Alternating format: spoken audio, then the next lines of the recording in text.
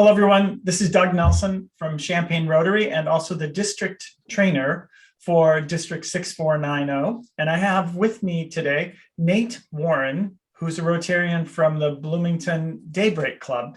And we're going to walk you through what it takes to file a 990. It can be a little bit daunting, but a 990 is something that every nonprofit has to file every year with the IRS. Am I right, Nate? Yep. Every nonprofit, regardless of status or size. Awesome. And you can walk us through that process today, right? Yep. I'm going to focus on the 990N, which is the e-postcard for smaller nonprofits. If the nonprofit has gross receipts over $50,000 in a single fiscal year, you have to file the more detailed forms. But for most clubs, if you're over that threshold, you're going to want an actual accountant rather than running through this on your own. Got it. But if we're under that 50,000, you could do it in this easy form that you're going to show us? Yep. It takes probably 5-10 minutes tops, as long as you know what your numbers are.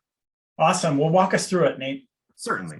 So I'm going to share my screen here if I can pull up the right option. Whoop. Okay. So I will start us at scratch here, just a basic new web page. We go to irs.gov. I'll bring you up to the main IRS web page, and it's easy enough to just go up to the search box in the corner, and you want the 990-N for the electronic notice for tax exempt organizations. Essentially, if you're under that 50,000 threshold, you don't really have to file anything. You just have to tell them you exist. Okay. So the entire e-postcard instruction page here goes through exactly who satisfies the requirements, but the biggest threshold is that gross receipts 50,000 or less. So you can scroll down and there is a giant blue button to submit the Form 990N e-postcard, which will take us over to the IRS's login page. Now, if your club has already signed up for an IRS online account, it's easy enough to just log in. Otherwise, you will have to create an account. To create an account, essentially all you need is the club's name and an email address. Since it actually checks responses for the email, I can't go through the sign up process, but yes, it will send you a code. You will confirm your entity exists, and you will need your employer identification number, which is going to be on your past 990s that you have filed or in your club's registration documents. But once you have obtained the IRS login, I will log in with Daybreak's account here. There's a secondary security screen. When you create your account, you will choose a security status, an image that you'll know as opposed to someone who might have tried to steal your account information. And you choose an image and a phrase. For our case, I chose this goofy little frog and then 4-way test, because why wouldn't I? Enter our password. So once you log in, it will actually take you to a login history that will tell you every single time that you have logged into the account, just so that you can have that extra layer of security, knowing that it's actually your club logging in, not someone else trying to claim refunds on your behalf. And you can see here where I filed our return last year, it took all of 8 minutes after logging in to input the information and submit the return.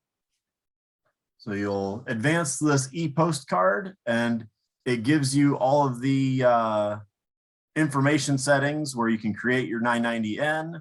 You can view the status of your submissions, or even delete it if you think you submitted something incorrectly. So you'll want to manage your e-postcard profile to update your club's address to make sure that it has its current address. Email, you should have already just created your account, so you'll be good there. Yeah. Otherwise, you can manage your Form 990N submissions, and it will bring up each of your fiscal year ends that have been submitted in the past.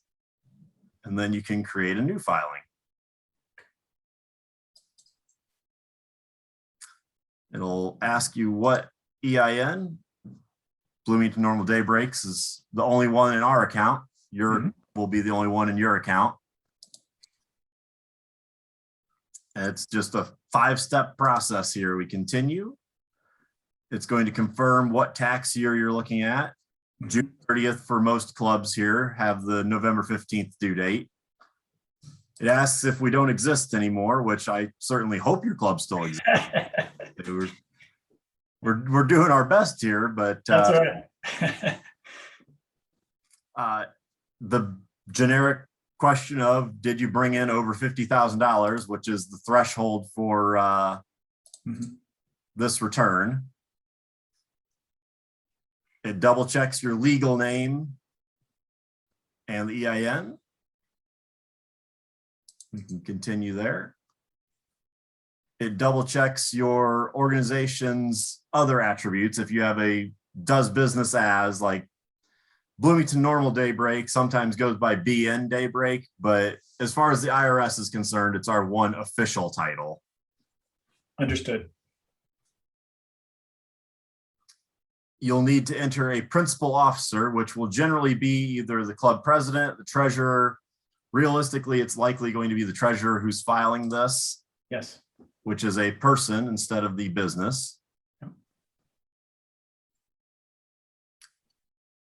Google, Gmail, Chrome automatically filling in most personal information for me is Got it. be the same for most people, but you really do just input your own personal address because it wants the club information to have a business address to reference, but the person filing the return needs to have a personal contact information for the IRS to follow up in the event that there's a reason to.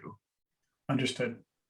And once you have your information in, all you do is you submit the filing.